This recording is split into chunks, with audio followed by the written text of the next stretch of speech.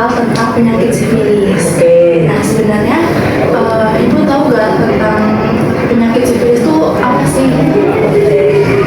Data dari SMA 2 Pandeglang. Iya. Oh, ini ngambil tentang sifilis ya. Iya. Sifilis merupakan penyakit infeksi menular seksual ya, yang disebabkan oleh bakteri yang namanya Treponema pallidum. Kemudian penularannya itu paling sering terjadi hubungan seksual ya. Kemudian hubungan seksual tanpa pengalaman itu bisa menularkan penyakit sifilis. Kemudian kenapa sering disebut 1000 wajah ya, karena gejalanya sangat beragam itu bermacam-macam. Kemudian dapat menyerupai berbagai penyakit, terutama penyakit kulit. Misalnya nih, contohnya nih, kayak bisa muncul luka tapi tidak nyeri, ruam pada kulit, banyak ya. Kemudian bisa hingga keluhan seperti flu. Jadi ada bercak-bercak, bisa kena pilek, kayak gitu ya. Makanya dia disebut sebagai penyakit 1000 wajah, jadi beragam. Ada ruamnya, kena di pileknya bisa, flu bisa. Kemudian bisa mengakibatkan ke kulit, juga bisa menimbulkan kayak gitu ruam banyak ya. Kemudian ada pertanyaan lain? Yang kedua itu ciri-ciri orang yang terkena sifilis sampai tertular gitu itu gimana? Oh, ciri-ciri. Jadi bisa dikenali sama orang yang tertular sifilis ya. Tertular sifilis sebenarnya ada tahap-tahapnya, ada tahap awal sama sifilis primer. Biasanya nih munculnya kayak luka kecil. Ciri-cirinya luka biasanya tidak terasa nyeri ya lukanya. Kemudian berbentuk seperti luka atau borok kecil ya.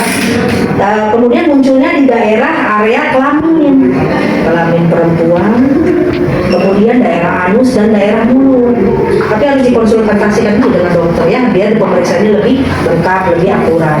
Kemudian luka bisa sembuh dengan sendirinya atau dalam beberapa minggu. Kemudian meskipun infeksi tapi masih ada di dalam tubuh, itu harus dilakukan pemeriksaan ya. Walaupun itu lukanya sembuh sendiri, tapi kan kita ada mencurigai dia karena sifilis, makanya harus dilakukan pemeriksaan. Kemudian apalagi kita? Bagaimana prosedur pengobatan sifilis yang paling umum saat ini? Apakah cukup dengan obat minum atau harus melalui prosedur suntik? Prosedur untuk pengobatan sifilis itu biasanya paling umum itu dengan menggunakan antibiotik. Biasanya kita di sini ya. Dan terapi paling efektif itu biasanya menggunakan suntikan penisilin. Ya, tahap awal biasanya cukup kita 1 kali suntikan antibiotik untuk membunuh bakteri penyebab sifilis. Ya, kemudian dilanjutkan, kemudian nanti kalau udah konsultasi dengan dokter, nanti kan dokter melakukan resep ya, bisa dia disuntikan dengan antibiotik. Kemudian kalau ada obatan penunjang yang lainnya, yang penting si pasiennya itu harus dilakukan pemeriksaan dulu, mendiagnosa bahwa dia itu terkena sifilis atau tidak. Ya, kemudian ada lagi. Seberapa penting pemeriksaan sifilis bagi ibu hamil dan apa resikonya bagi janin jika telah membuat dideteksi? Oh, penting banget untuk ibu hamil karena itu kan beresiko menularkan kepada bayinya ya. Kemudian jika sifilis tidak terdeteksi dan tidak diobati, 1 bisa mengakibatkan keguguran, kemudian bisa bayi lahir meninggal atau mati, kemudian kelahiran prematur. Makanya harus penting deteksi dini sifilis pada ibu hamil ya. Jangan dianggap sepele itu. Sekarang kan pemeriksaan ibu hamil itu harus ada pemeriksaan laboratorium, yaitu yang dinamanya triple eliminasi, deteksi dini penyakit HIV, sifilis, dan HBsAg. Nah, kalau tidak dilakukan seperti ini, nanti tidak ketahuan kedeteksi penyakit 3 penyakit ini. Resikonya nanti untuk ibu hamil bisa mengalami keguguran, bisa terjadi bayinya meninggal, kan bisa terjadi persalinan prematur. Oke, ada lagi? Sebenarnya cukup aja. Oke.